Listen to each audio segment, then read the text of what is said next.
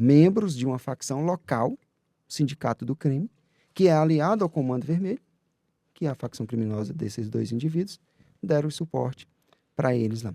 Foi na sexta-feira, eles andaram num raio de 10 quilômetros até...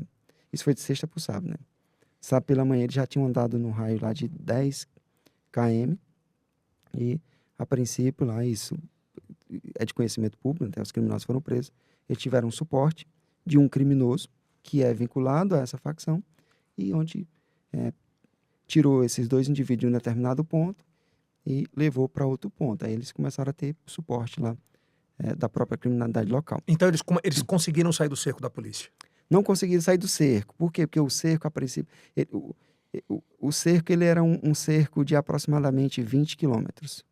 Lá tinha mais de 400 policiais, né, na operação. Então a gente conseguiu organizar um cerco ali em um raio de 20 km.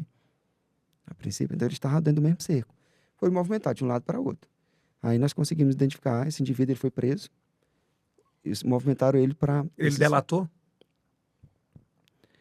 Ele, assim, até por uma estratégia, um inquérito conduzido pela própria Polícia Federal, né? Mas ele contribuiu de uma determinada forma. Né? Contribuiu de uma determinada forma. Isso. E falar em contribuir, os cães farejadores são diferentes daqueles que procuram drogas entorpecentes?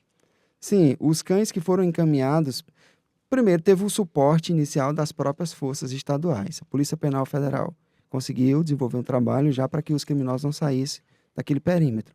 O apoio da própria Guarda Municipal de lá de Mossoró, de Baraúna, que é a unidade, a cidade que fica próxima, Polícia Civil e Polícia Militar lá do estado do Rio Grande do Norte, depois aquelas unidades lá dos estados mais próximos, estado do Ceará. E aqui temos que tirar o chapéu para a própria inteligência da Polícia Penal do estado do Ceará, lá conduzida pelo secretário Mauro. Né? Deram um show. Deram um show. Ainda estão dando, né? Os caras estão soltos ainda. Mas... E a própria Polícia Penal Federal. Não é porque eu fui dos quadros do Sistema Penitenciário Federal, mas os profissionais deram um show nesse controle, né? Nesse controle inicial. Depois as outras unidades foram chegando, né? Tanto do Rio Grande do Norte, Ceará, Pernambuco, Piauí encaminhou duas equipes, a pedido do próprio MJ, foi uma equipe do Draco, uma equipe do BEP, né? Só os meninos bons. E participamos, inclusive, do próprio comitê lá de gerenciamento relacionado à situação. Vocês chegaram perto de pegá-lo? Muito perto.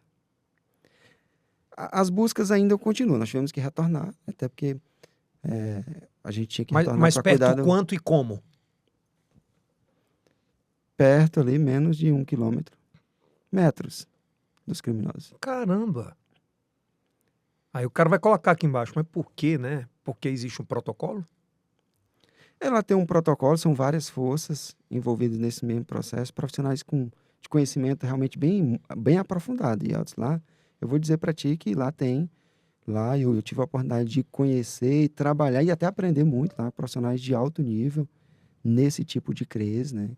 E que foi elaborado um protocolo. Eu acredito que esses criminosos eles serão presos. É porque mesmo a gente pensando assim, são 400 policiais envolvidos para tentar prender 2 criminosos. Muita grana envolvida. Sim, mas são criminosos e que, queira ou não queira, a gente tem que atender um determinado protocolo. Até de preservação da integridade, da vida desses 2 indivíduos. Mas vamos lá, delegado, vocês estiveram a metros. Muito perto. Mas eles serão presos, você acha?